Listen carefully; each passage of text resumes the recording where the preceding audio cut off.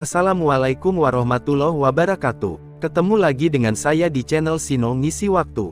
Apa kabar kamu semua? Semoga sehat selalu, rezeki lancar, dan tetap semangat. Sebelum kita lanjutkan, silahkan klik tombol like, subscribe, serta klik loncengnya biar gak ketinggalan kisah-kisah lainnya.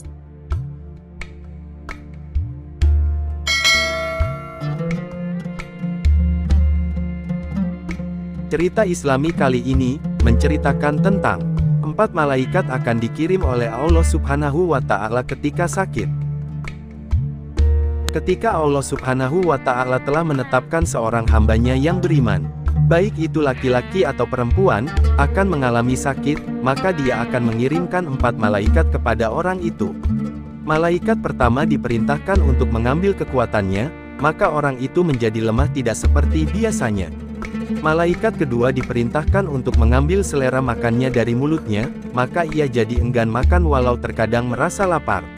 Malaikat ketiga diperintahkan untuk mengambil kecerahan wajahnya, maka orang-orang di sekitarnya akan melihat bahwa ia sangat pucat.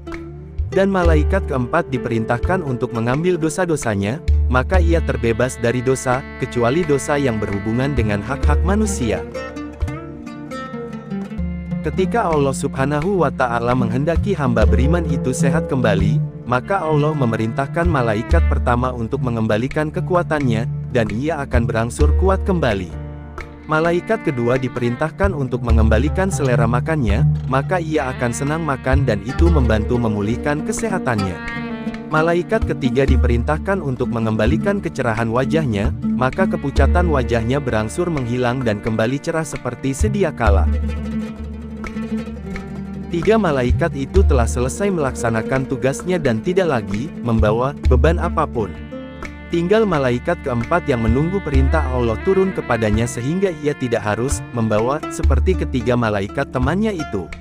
Tetapi perintah itu tidak datang-datang juga, karena itu ia memberanikan diri bertanya kepada Allah, "Wahai Allah, kami berempat adalah hamba-hambamu yang patuh kepada perintahmu. Mereka bertiga telah Engkau perintahkan untuk mengembalikan apa yang mereka ambil. Mengapa tidak Engkau perintahkan aku untuk mengembalikan apa yang aku ambil dari hamba-Mu itu?" Allah Subhanahu wa Ta'ala berfirman, "Kemuliaan yang aku miliki tak pantas membuatku menyuruhmu untuk mengembalikan dosa-dosanya, setelah aku membuatnya kepayahan karena sakit yang dialaminya." Malaikat keempat berkata, "Lalu apa yang harus aku lakukan dengan dosa-dosanya ini, ya Allah?" Allah berfirman, "Pergilah engkau ke laut dan buanglah dosa-dosanya di sana." Malaikat keempat segera turun ke laut dan membuangnya di sana, dan ia terbebas dari beban sebagaimana ketiga malaikat temannya.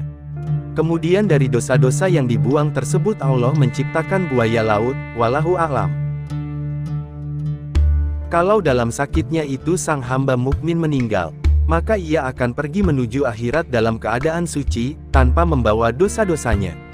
Tentulah dikecualikan dosa-dosa yang berhubungan dengan hak-hak anak Adam lainnya. Hal ini mungkin salah satu penjabaran dari sabda Nabi Sallallahu Alaihi Wasallam. Sakit panas sehari semalam adalah pelebur dosa setahun. Dalam riwayat lainnya Nabi Sallallahu Alaihi Wasallam menjelaskan bahwa ketika seorang hamba mukmin sakit dan ia tidak bisa mengerjakan amalan-amalan istiqomah yang biasa dilakukan waktu sehat, maka Allah Subhanahu wa Ta'ala memerintahkan malaikat mencatat pahala dari amal-amal kebaikan tersebut untuknya, walau ia tidak bisa mengerjakannya karena sakit yang dideritanya itu. Tentulah semua itu bisa terjadi jika sang hamba mukmin tersebut sabar dan ridho dengan kehendak Allah kepadanya. Bukan justru mengadukan memprotes Allah yang menghendakinya sakit kepada pengunjung-pengunjung yang menjenguknya.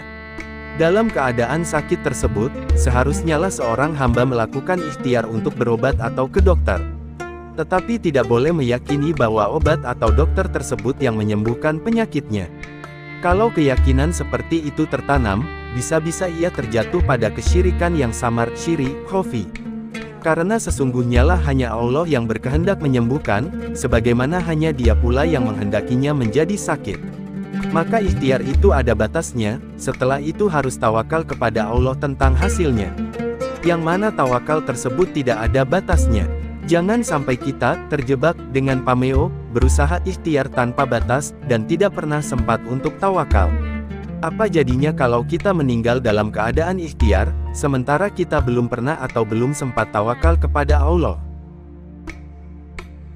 Cerita pun selesai, semoga bermanfaat. Terima kasih sudah menonton dan jangan lupa like, subscribe, serta jangan lupa klik loncengnya biar tidak ketinggalan kisah-kisah lainnya.